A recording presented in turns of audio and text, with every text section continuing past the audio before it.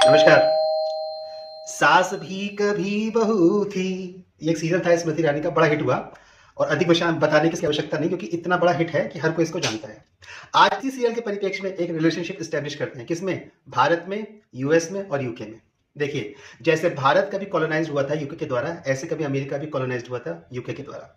ये 17th century के starting का पीरियड था जहां पे 1606 से यूके ने यूएस का कॉलोनाइजेशन यानी कि अपना उपनिवेशवाद यूएस में लेके गया था और वहां पे उसको गुलाम देश बना के रखा था। फिर वहां पे रेवोल्यूशन हुआ और यूएस ने अपनी स्वतंत्रता को प्राप्त कर लिया। कुल मिलाकर ये दोनों देश वर्ल्ड ऑर्डर को डिसाइड कर रहे हैं। अब जो डिसाइड कर रहा है वो यूएस है और जो पीछे की ओर हट गया है वो यूके है। यूके के पीछे हटने का एक कारण रशिया भी रहा, इसलिए उसने यूएस को वर्ल्ड लीडर एक्सेप्ट भी कर लिया है। लेकिन आज भी इस सास के मन में कोई ना कोई टीस है और अभी लास्ट 2-3 महीने पहले ही यूके के प्राइम मिनिस्टर ने यूक्रेन को लेकर यूएस के प्रेसिडेंट को क्रिटिसाइज कर दिया था। हम इस बात की चर्चा क्यों कर रहे हैं? तो इस बात की चर्चा इसलिए कर रहे हैं क्योंकि आज मैं अपने प्रधानमंत्री को लेकर यहाँ पर बात करने वाला हूँ। तो G7 का समिट होने वाला है।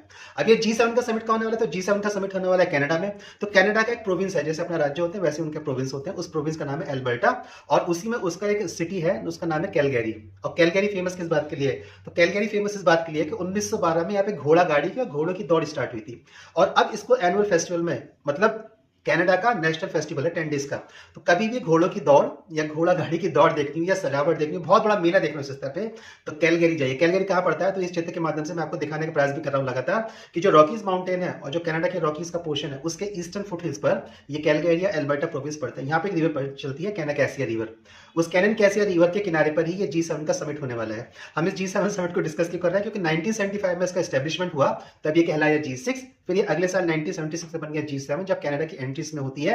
फिर 1997 में ये बनता है G8 जब रशिया की एंट्री इसमें होती है। 2014 में रशिया को सस्पेंड कर देते हैं सारे देश मिलकर और 2018 में रशिया इससे अपने आप ऑटोमेटिकली बाहर निकल जाता है। तो 2018 ऑनवर्ड्स ये फिर से G7 समिट हो जाता है। इसी G7 समिट को लेकर जो विपक्ष है भारत का, उसको बड़ी मिर्चें लग रही थी कि भारत के प्रधानमंत्री को देखिए बुलाया नहीं। बुलाना उनकी विवशता थी और मैंने कहा नरेंद्र मोदी देवी का उपासक और देवी का बेटा है और देवी बहुत ध्यान से समय लेके मारती है। इसलिए आप देखेंगे नरेंद्र मोदी का जो भी पॉलिटिकल स्टेप होता है वो इस प्रकार से ड्राइव आउट होता है कि विपक्ष को उसकी बड़ी तगड़ी चोट लगती है। फिलहाल कनाडा में G7 का समिट होने वाला है। G7 समिट को लेकर हम 3-4 लेक्चर्स पर कवर करने वाले हैं। अब ये छोटा सा इंट्रोडक्शन मैंने आपको दिया है जहां पे मैं इसके 7 कंट्रीज के देश को आपको इस पिक्चर के माध्यम से दिखा रहा हूं लगातार।